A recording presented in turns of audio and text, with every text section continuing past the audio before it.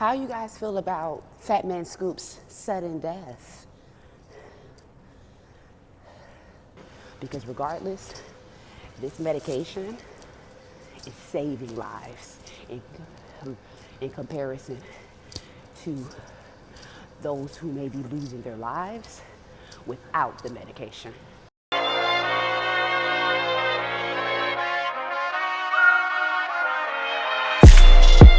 How you guys feel about Fat Man Scoop's sudden death? You know, there's so much negative connotations on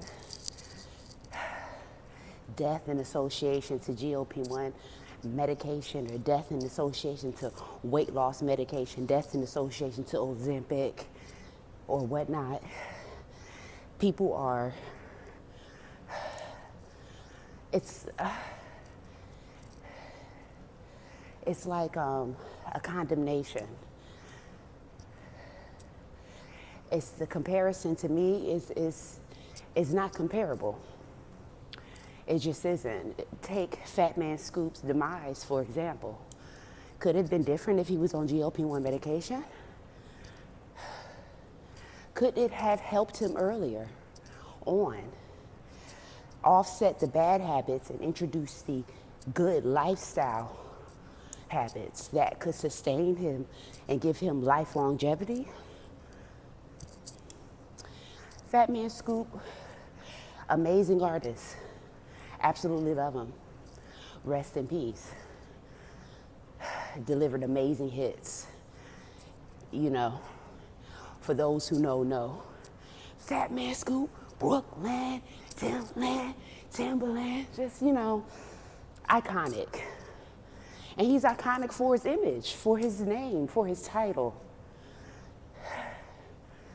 I mean, would he have been as big, no pun intended, like as big in the industry as far as status and name, if his title was not Fat Man Scoop, if his image was not big boy image?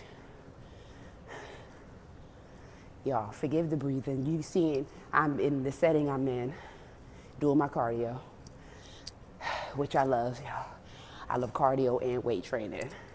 I think there should be an equal amount of both, personally, or, you know, a ratio of both, even if it's not equal. But anyway, so excuse the heavy panting. Your girl is at a 14 incline, okay, on the parkour machine, working these back glutes, boo, striding. But anyway, Fat Man Scoop's story, it just sheds light on many stories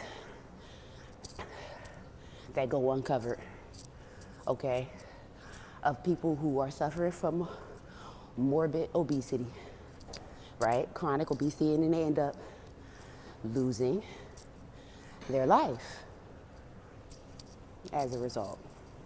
Technically, I mean, in connection with comorbidities, in connection with weight-related ailments, you know, cardiovascular activity.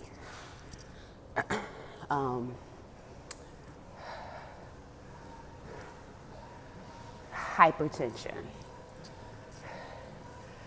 ailments that can cause strokes, like obesity can really cause major debilitating conditions.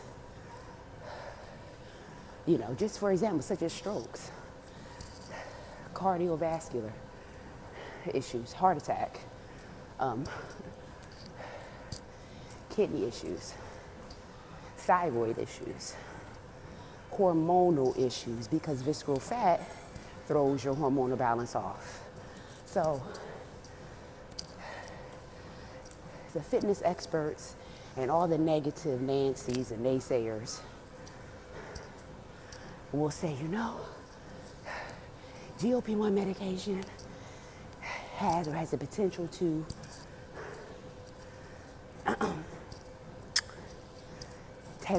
kill people is what the claim is. Through side effects or long-term side effects, there's no data really supporting this information. This is just this scare rhetoric that's going around, and it's false, it's negative.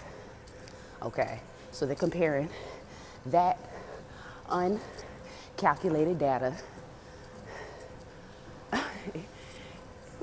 comparing it to that of those who are not on any medication, but who have experienced demise as a result of their weight. It doesn't add up. To be honest with you, risk outweighs, the reward outweighs the risk, period. The reward of very low risk and statistics on life loss, cancer producing, thyroid producing, pancreatic issue producing, very low risks, and compared to the drastic risks that morbid obesity causes alone without medication. It's right in your face. And Fat Man Scoop is just one example. There are others, but he's an example at the highest extreme because he is in mainstream media as a celebrity who profited off of his weight gain. And so everybody loved that representation.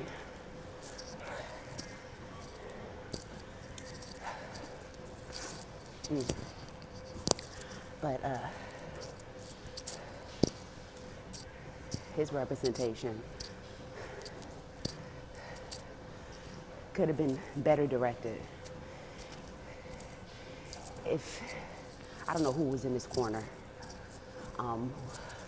what physicians were in this corner, counselors, etc. What advisement was there? I'm sure he heard it every now and then. If you chose to go to the doctor, I'm not sure, but I'm sure he was aware of his weight issue and how it can cause a decline in his health. But at the end of the day, it's our decision whether or not we want to move forward to alter habits, to change them, and change them consistently. He may have made good effort, and like many of us may have fell off of it, given up, didn't want to lose his status, his contracts, whatever he may have in place in regards to his industry career. He has an image. Fat Man Scoop is his image, is his name, or his stage name. So he had all that to take in consideration. Probably had a lot to do with why he did not go as far as he could have. Because I'm sure if he wanted to, he could have got on a GLP1 medication or something, or just went hard with a fitness trainer and an amazing keto diet, a keto intermittent fasting diet. I mean, he could have went completely all the way there at any point, but he chose not to. Maybe for the industry, maybe for the check, maybe for the status.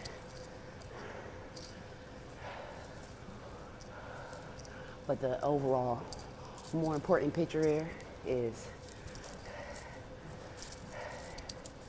stop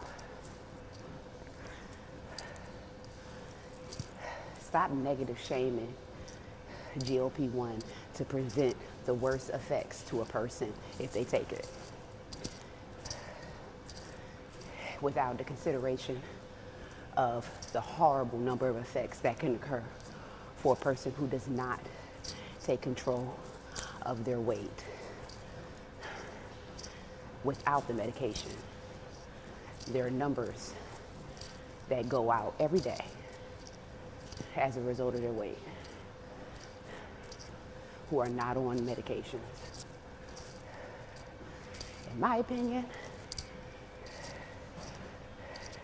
to calculate the risk is worth the reward. And it is very slim and calculated, as I stated. There's a lot of fear campaigning going on. It is, the science is there, the statistics are there, and the statistics are slim. So do your research. Don't let anybody throw unnecessary, contradictive, just completely unresearched claims and statistics on these medications' effects, and really they're not interpreted correctly. Okay? Because regardless, this medication is saving lives in comparison to those who may be losing their lives without the medication. I will get at you in the next video. Be real.